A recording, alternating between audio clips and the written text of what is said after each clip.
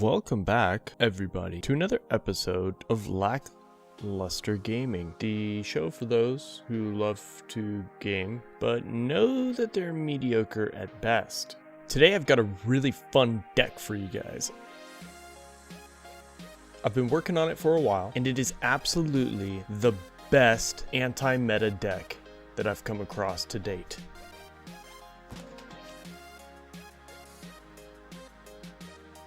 And we're just going to get right into it. Okay, so the current meta right now, it seems to be like it's changing constantly, almost every day at the moment. And just about every deck has some kind of like massive tank and some kind of air and the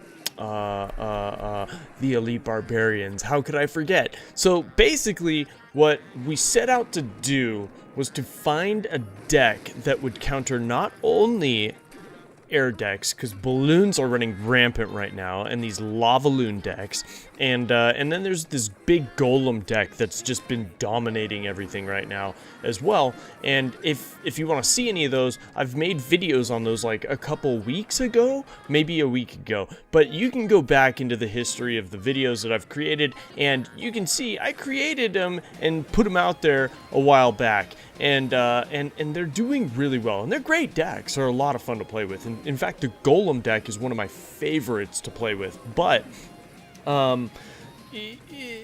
everybody's running the Elite Barbarians. Everybody's running the Elite Barbarians, and it's getting really, really frustrating. Not because they're hard to counter, it's because the meta is changed to something that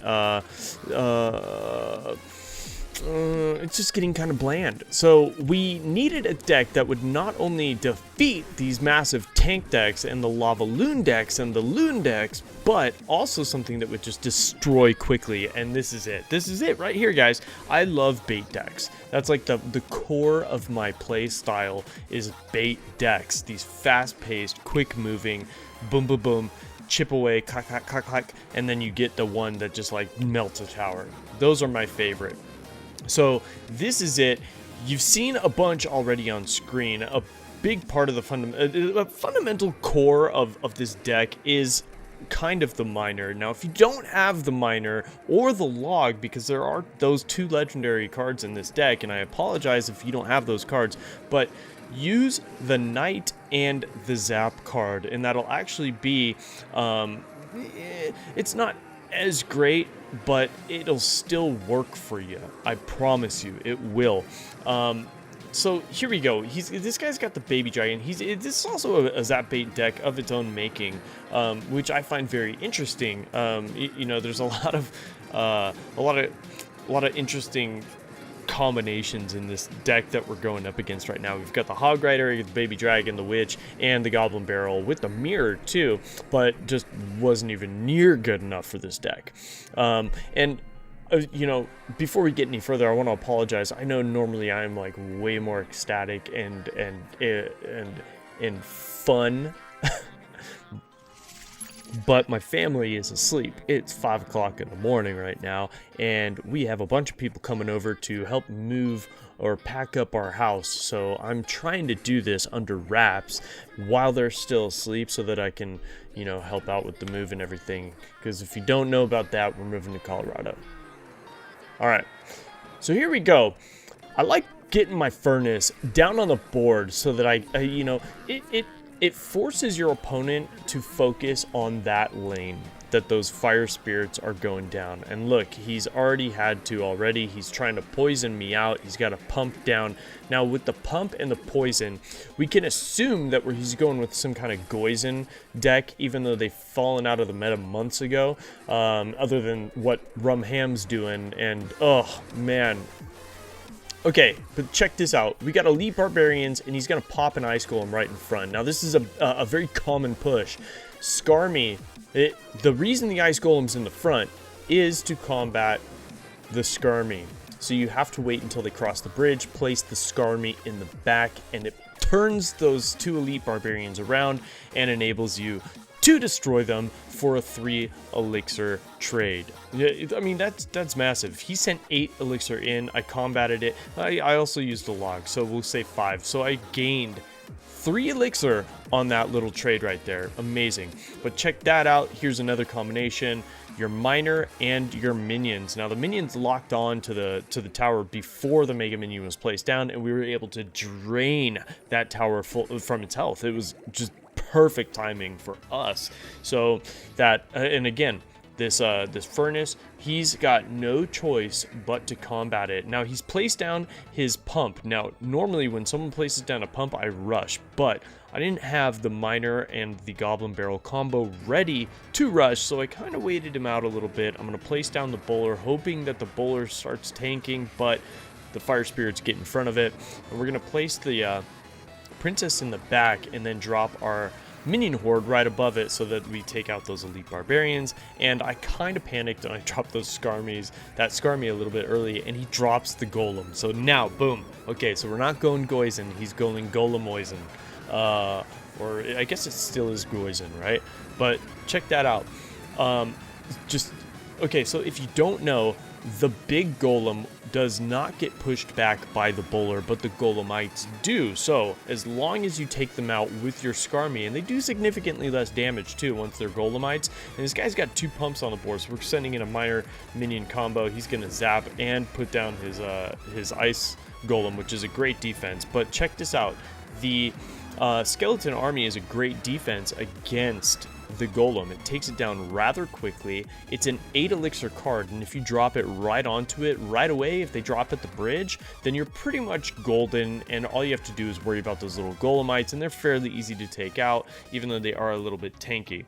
Now, moving on into the next and final battle, here we go. I kind of get like, boom, okay, he sends in these elite barbarians. I don't have anything really to counter it, except for that minion horde, so I place that down. We do suck up a little bit of damage, but that princess is doing work over there. The goblin barrel locks onto the tower, and we are gonna log the Skarmy.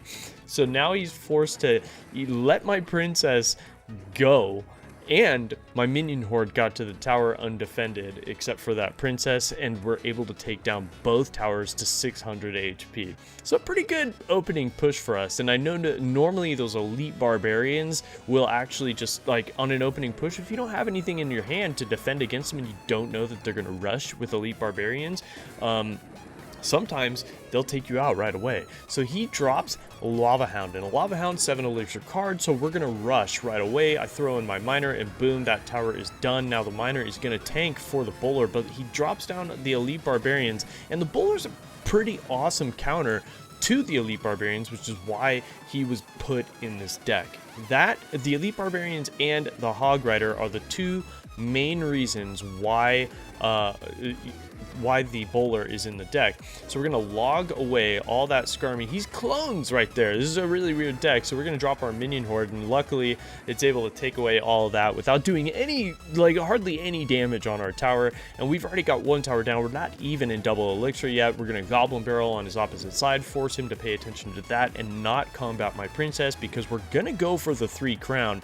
So the princess is now locked on to the king's tower, and he's got a princess coming towards us, so I'm gonna wait, because the bowler is going to combat that princess. But I'm also a little bit afraid of the elite barbarians. We know that he's got him. We know that he's going to send them, and there they are on the opposite side. So now we've got our Skarmy. He uses the fire spirits, but we log just in time. Now if you don't have the log, the zap will work. Just be prepared to have that zap. And now, boom, he freezes me, but we drop the minion horde after, and then he clones. So he wasted 7 elixir on that push trying to get 1 tower down, but it just did not work. So now we've got a bowler, we've got a minion horde almost at the tower, we've got a miner. We'll throw in this goblin barrel, and pretty much we're about to 3 crown this guy, and he's still trying to get the first tower down.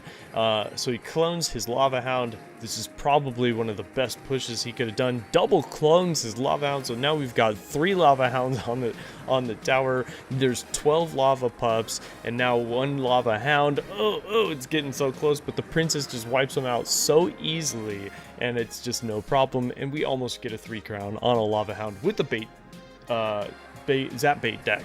Pretty amazing. Pretty awesome. So again, if you don't have the log, if you don't have the miner, use the knight, or the Zap card, and you'll be okay. And if you do that, let me know, upload some footage, send a link down below, and I'll check it out. And let me know what you want to see on this channel. Again, we've got about a week and a half until the move takes place, and once the move takes place, the channel's going to slow down for a short period of time, and then we'll be right back into it with a bunch of new games. I'm already working on some new ones for you, and until then, guys, I love you. I'll see you tomorrow. Peace out.